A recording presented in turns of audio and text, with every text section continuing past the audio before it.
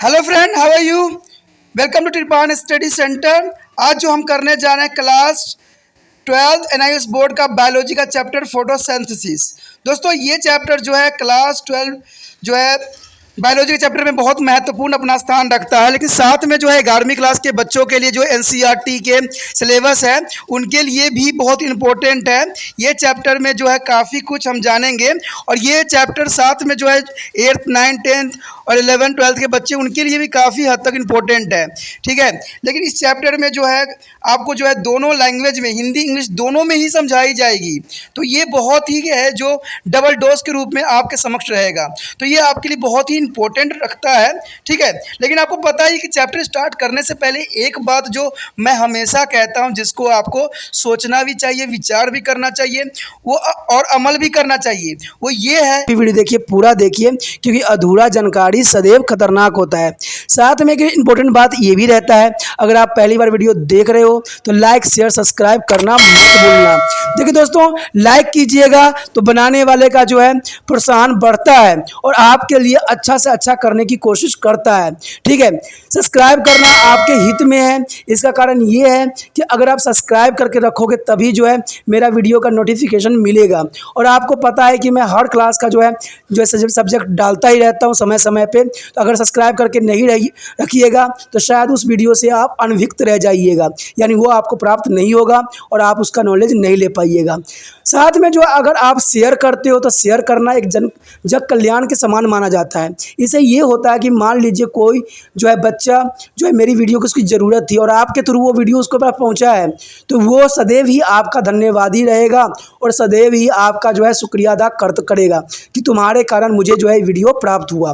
तो दोस्तों, आपको पता ही होगा कि त्रिपान स्टडी सेंटर सिर्फ एक क्लास के लिए ही अग्रसर नहीं है, ये कई क्लासों के लिए अग्रसर है। जैसे 8th 9th 10th 11th 12th CBSE के सारे चैप्टरों को कवर करेगा समय के साथ।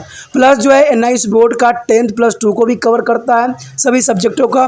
प्लस जो है बीए पंजाब यूनिवर्सिटी का जो है फर्स्ट सेमेस्टर से लेकर 6th सेमेस्टर तक 8 सब्जेक्टों को कवर करता है।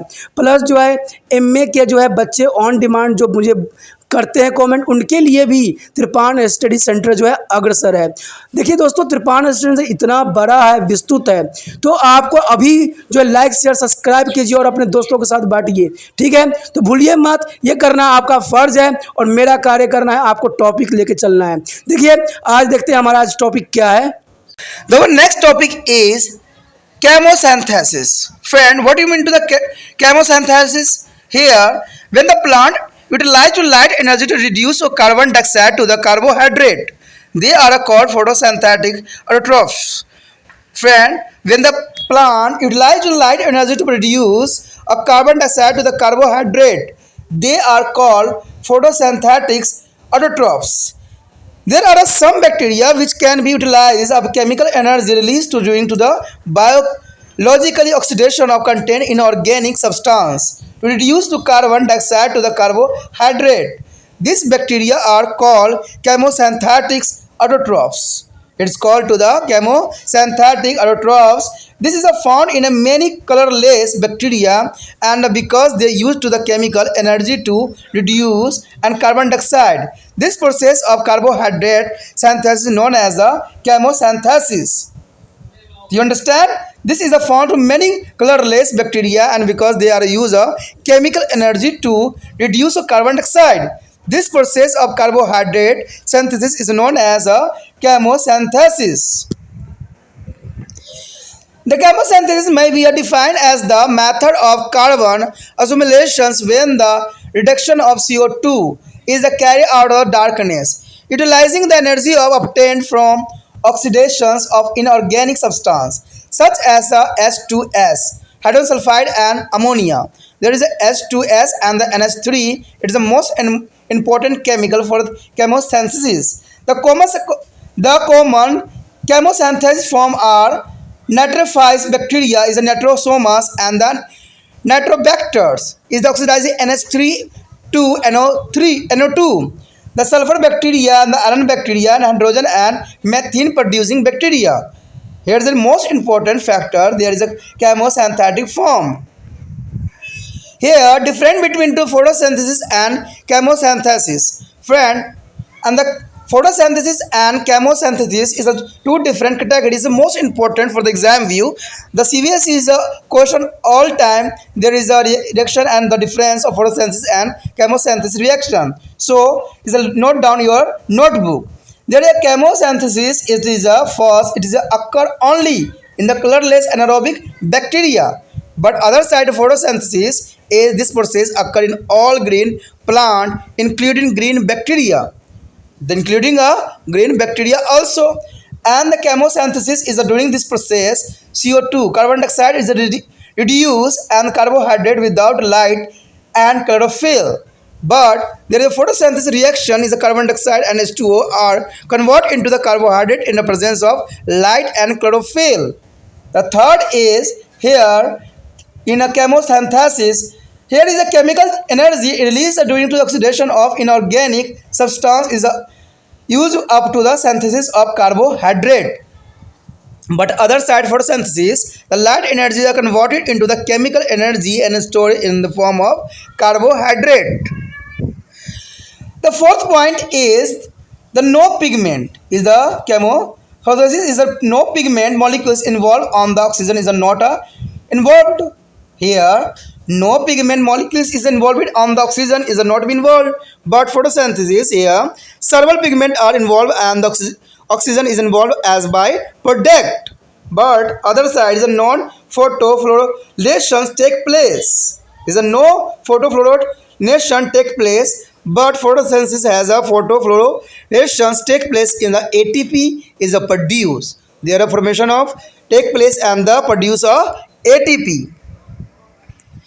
देखिए दोस्तों यहाँ पर जो है रासायनिक संश्लेषण यानी केमोसिंथेसिस जो है बहुत ही मोस्ट इंपॉर्टेंट टॉपिक है। ये सीबीएसई एनसीईआरटी के क्वेश्चन जो होते हैं बहुत इंपॉर्टेंट है ये, और एग्जामिनर के लिए सदैव ये फेवरेट रहा है। कई बार ये क्वेश्चन पूछा भी गया है कि रासायनिक संश्लेषण क्या यानी chemosynthesis, what is the chemosynthesis and processing and difference.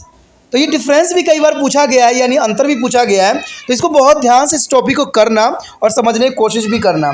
कहते हैं जब पौधे प्रकाश ऊर्जा का उपयोग कर कार्बन डाइऑक्साइड को कार्बोहाइड्रेट में अपचयित कर अपना भोजन बनाते हैं तो उन्हें हम प्रकाश संश्लेषी स्वयंपोषी कहते हैं। क्या कहते हैं? प्रकाश संश्लेषी स्वयंपोषी कहलाता है। और कुछ जीव जो होते हैं कार्बनिक पदार्थों को जैवीय ऑक्सीकरण द्वारा जो है उत्पन्न रासायनिक ऊर्जा से कार्बन डाइऑक्साइड को जो है कार्बोहाइड्रेट में अपचयित करते हैं। ये जीवाणु जो है रसायन संश्लेषी स्वयंपोषी कहलाते हैं।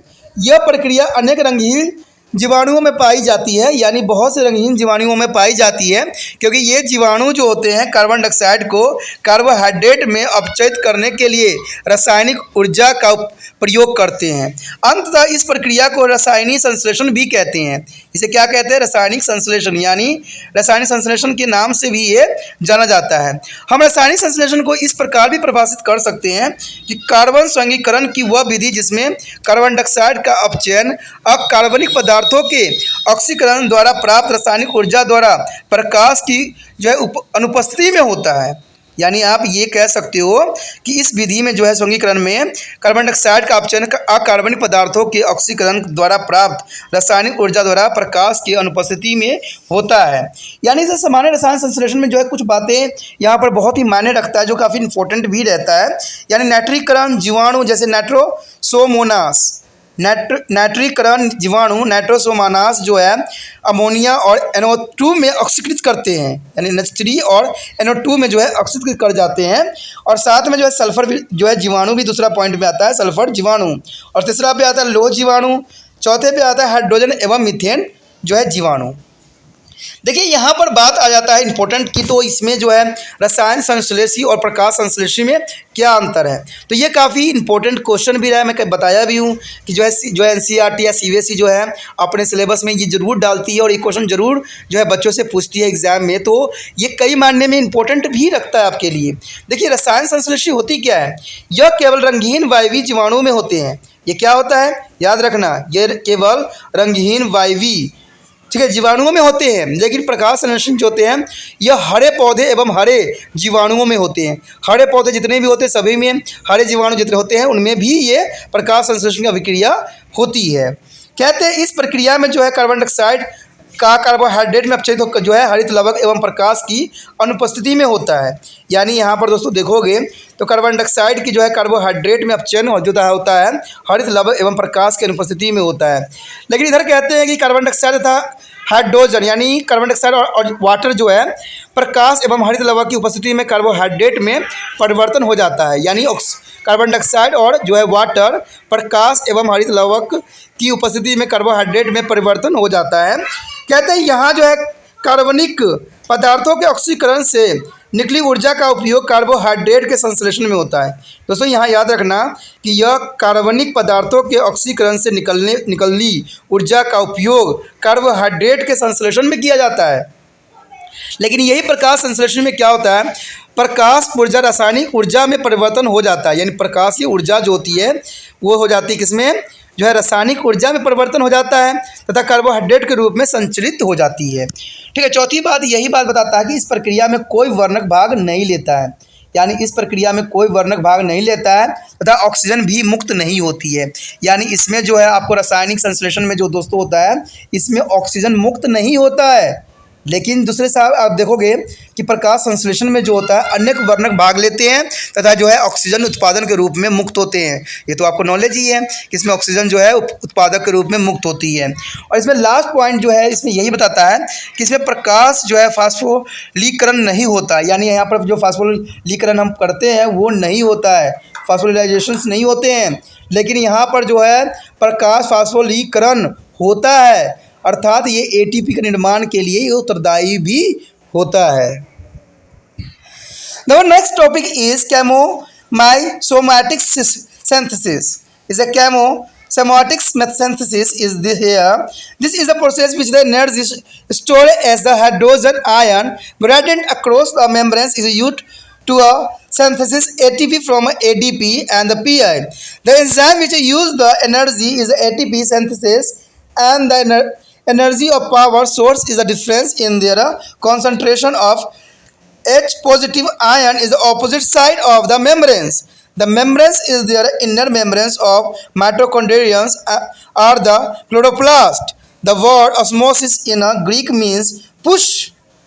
The osmosis Greek means is a push and here flow of the hydrogen ion across the membranes provides the energy of push to the ATP synthesis enzyme which then catalyze their synthesis of ATP. The catalysis of synthesis of ATP.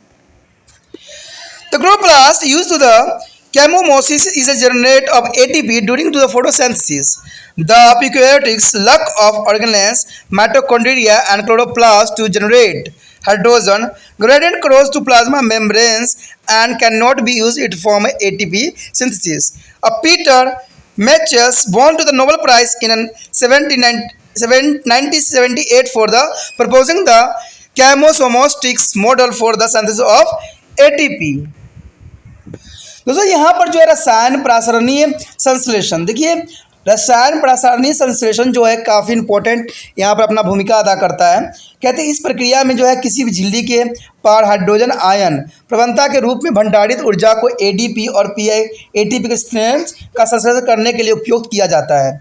यानी आप कह सकते हो कि रसायन प्रासरणीय संश्लेषण में क्या होता है कि यहाँ पर झिल्ली के पार हाइड्रोजन आयन प्रवणता के रूप में भंडारित ऊर्जा को जो है एडीपी और एटीपी के संश्लेषण करने के लिए उपयुक्त किया जाता है। ऊर्जा का इस्तेमाल करने वाला एंजाइम जो ऊर्जा का इस्तेमाल करने वाला एंजाइम एटीपी होता है और ये ऊर्जा अथवा शक्ति का स्रोत झिल्ली के विपरीत पार्श्व पर जो है हाइड्रोजन आयनों का सांद्रता में अंतर के कारण होता है। यानी यहाँ पर हाइड्रोजन आयनों की सांद्रता में अंतर के कारण होता है। ये झिल्ली जो है माइटोकॉन्ड्रिया अथवा हरित लवक क्लोरोप्लास्ट की भीतरी झिल्ली होती है। याद रखना दोस्तों, ये माइटोकॉन्ड्रिया या हरित लवक क्लोरोप्लास्ट की भीतरी झिल्ली होती है। तो ग्रीक शब्द में जो है ऑस्मोसिस का अर्थ ही होता है धकेलना। ठीक है, तो आप समझ सकते हो कि ऑस्मोसिस का अर्थ ही होता है धकेलना। और यहाँ झिल्ली के पार जो है हाइड्रोजन आयनों का जो है प्रभाव ऊर्जा उपलब्ध कराता है।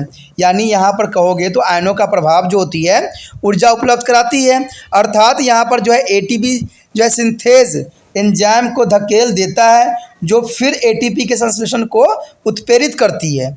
यानी यहाँ पर जो है एटीपी सिंथेसिस एंजाइम को धकेल देता है जो कि फिर एटीपी संश्लेषण को जो है काफ़ी उत्प्रेरित करती है, जो कि काफ़ी इंपॉर्टेंट भी यहाँ पर रखता है। कहते हैं यहाँ हरित लवक रसायन प्रासरण अभिक्रिया को जो है प्रकाश संश्लेषण के दौरान, यानी प्रकाश संश्लेषण के दौरान जो है एटीपी उत्पन्न करने के लिए प्रयुक्त होता है। यानी एटीपी उत्पन्न करने के लिए काफ़ी ये महत्वपूर्ण यहाँ पर योगदान देता है। कहते हैं प्राकेंद्रीय प्रणाली में जो है माइटोकॉन्ड्रिया और हरित लवक दोनों ही अंगक नहीं होते हैं। देखिए दोस्तों, ये बहुत काफ़ी इंटरेस्टिंग बात रह गया यहाँ पर कि प्रकाश केंद्रीय प्रणाली में, जो प्रकाश केंद्रीय प्रणाली होती है उसमें माइटोकॉन्ड्रियम्स और हरित लवक दोनों ही अंगक नहीं पाए जाते हैं, ताकि वे प्लाज्मा झिल्ली के पार हाइड्रोजन प्रवणता उत्पन्न कर सके। यानी ये प्लाज्मा झिल्ली के पार हाइड्रोजन जो है प्रवणता उत्पन्न कर सके, वो इसका उपयोग जो है एटीपी के संश्लेषण के लिए नहीं कर सकते हैं। यानी यहाँ पर जो है ये एटीपी के संश्लेषण के लिए नहीं करते हैं। कहते हैं पीटर मिचेल को जो है एटीपी संश्लेषण के लिए रसायन प्रासरण मॉडल प्रस्तुत करने के कारण जो है 1978 में नोबेल पुरस्कार प्रदान किया गया था। देखिए दोस्तों, एटीपी की जो बात है आपको पता ही है कि एटीपी जो हाइड्रोनाइन ट्राइफॉस्फेट जो होती है काफ़ी इंपॉर्टेंट होता है और यही ऊर्जा का स्रोत भी होता है। और इसका जो है सर्वप्रथम खोज जो किया था पीटर मिचेल ने किया था। यानी एटीपी की जो संश्लेषण की जो प्रक्रिया थी, यानी रसायन प्रासरण मॉडल थी, तो सबसे पहले जो है इसको प्रतिपादित किया था पीटर मिचेल ने। किसको किया था? रसायन प्रासरण मॉडल प्रस्तुत किया था, ठीक है, जिसके वजह से इनको जो है नोबेल प्राइज से भी सम्मानित किया गया था। कहते हैं इनको नोबेल पुरस्कार दिया गया था 1978 में, जो कि काफ़ी जो है एक क्रांतिकारी खोज थी। प्रकाश संश्लेषण की जो है एक क्रांतिकारी खोज थी जिन्होंने पीटर मिचेल ने किया था। और इन्होंने दर्शाया भी था इस मॉडल में, रसायन प्रासरण मॉडल में, किस प्रकार जो है पौधे अपना एटीपी संश्लेषित करती है और किस प्रकार जो है ये अपना संश्लेषण करने के पश्चात जो है ऊर्जा का विमोचन करती है। तो ये काफ़ी इम्पोर्टेंट था, काफ़ी अच्छा था, जिसमें हम बहुत कुछ समझ सके। दोस्तों, इसी के साथ जो है हमारा ये चैप्टर कंप्लीट हो जाती है। ये चैप्टर जो थी काफ़ी इम्पोर्टेंट थी प्लांट के बारे में, जिसमें हमने बहुत ही गहराई से हर बातों का जो है अच्छे से यहाँ अध्ययन किया है, समझा है और जाना है। डायग्रामेटिक भी क्वेश्चन को हमने समझने की कोशिश किया है। देखिए दोस्तों, ये काफ़ी इम्पोर्टेंट टॉपिक था जो कि हर एक बच्चों के लिए इम्पोर्टेंट है। देखिए ये कई बार एग्ज़ाम में भी आता है, इसलिए मेरा विचार है कि आप जो हो इसको शेयर करो, दूसरे बच्चों को बताओ और दूसरे बच्चे तक पहुँचाने में मेरा जो है सहयोग कीजिए। देखिए दोस्तों, कहते हैं बार बार मैं यही बोलता हूँ, समझाता हूँ कि शेयर करने के लिए इसलिए कहता हूँ क्योंकि मुझे उन बच्चों का भी है टेंशन जो बच्चे पढ़ रहे हैं, जिन तक ये वीडियो नहीं पहुँच पा रहा है और जो है इधर उधर भटक रहे हैं। क्या पता आपके जरिए जो है उनको मिल जाए। कहते हैं जब मैंने बीए के भी काम किया था तो बहुत से बच्चे ने मुझे शुक्रिया दिया कि ये किया था, और उन्होंने मुझे बोला भी था कि ये जो है अच्छा कार्य बहुत हेल्पफुल है। तो कहते हैं मुझे भी बोला और जिन बच्चों ने उनको सेंड किया उन्होंने भी बोला, ठीक है। तो ये बात आपको भी समझना है कि इसको कैसे पहुंचाना है। देखिए एक व्यक्ति जो है सब कुछ नहीं कर सकता है। कहते हैं संसार जो है एक आहार श्रृंखला की जैसा है, यहाँ पर हर व्यक्ति दूसरे व्यक्ति पर डिपेंड है। तो मैं आप पे डिपेंड हो, आप मुझ पे डिपेंड हो, तो इसी तरह जो है ज़िंदगी की संघर्ष चलता रहता है। जब आपके लिए मैं कुछ कर रहा हूं तो आपको भी मेरे लिए कुछ करने की आवश्यकता है। तो इसमें जो है आप देखते हो, सोचते हो, लेकिन कुछ कर नहीं रहे हो, और करते तो दिखता। तो इसलिए जो है आप अभी भी मत सोचिए, अभी भी विचार मत कीजिए, क्योंकि सोचना विचार करना तब विचारा जाता है जब चीज़ गलत हो, ठीक है। तो हमारा हाथ भी हमें रोकता है कि नहीं गलत है, हमें यहाँ नहीं जाना चाहिए, ये गलत चीज़ है, ठीक है, इसको शेयर नहीं करना चाहिए। लेकिन जो अच्छा है, जो बच्चों की जो है समझ के लिए ज़रूरी है, जो बच्चों के लिए फ़ायदा हो सकता है, उनको मार्क्स गेनिंग नंबर ला सकता है, तो उसको शेयर करने के लिए सोचने की आवश्यकता नहीं है दोस्तों। उसको जो है सिर्फ शेयर करने की आवश्यकता है। तो सोचिए नहीं, विचार ना कीजिए, डायरेक्ट जो है व्हाट्सएप स्टेटस पे लगाइए और जो है अपना कर्तव्य पूरा कीजिए। इसी के साथ जो है दोस्तों हमारा टॉपिक आज खत्म हो रहा है, ठीक है। अगर आपको अच्छा लगा तो लाइक शेयर सब्सक्राइब जरूर कीजिए। अगर पहली बार अगर आप वीडियो देख रहे हो, पहली बार मेरे चैनल पे आए हो, तो सब्सक्राइब करना आपका फर्ज बन जाता है। सब्सक्राइब करने से ये होगा कि जो भी मैं आप क्लास के रिगार्डिंग कोई भी वीडियो डालूंगा उसका नोटिफिकेशन जो है समय समय पर आपको प्राप्त होता रहेगा। अगर सब्सक्राइब नहीं कीजिएगा, अगर आप दोबारा से तिरपान सेंटर पर आने की कोशिश कीजिएगा तो वहां पर आप तिरपान लिखिएगा तो जो है वो तिरपस कर देगा, ठीक है। जो आप गूगल पर सर्च को त्रिपस कर देगा, जिससे वजह से आप जो है मेरी वीडियो का जो है फायदा नहीं उठा पाओगे। तो सोचिए मत, विचार मत कीजिए, सब्सक्राइब कीजिए।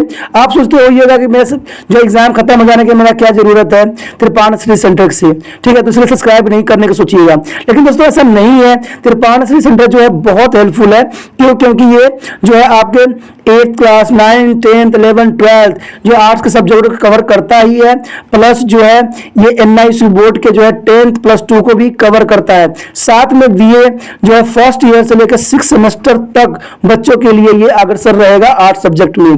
तो सोचिए नहीं, विचार नहीं कीजिए, काफी जो है त्रिपाण श्री सेंटर का फायदा ही फायदा है, ठीक है। अगर आप मुझे प्रोत्साहित करोगे तो आपके लिए मैं तरह तरह के वीडियो बनाऊंगा जो आपको फायदा पहुंचाएगा। एग्जाम के तौर पे मैं आपको जो है पेपर भी आपको सोल्यूशन करके दिखाऊंगा जो आपके लिए फायदेमंद रहेगा। अगर नहीं सब्सक्राइब कीजिएगा, मेरा मनोबल घटेगा, तो हो सकता है कि आपको फिर दोबारा मैं ना वीडियो बनाऊं और आपको फायदा ना पहुंचाऊं।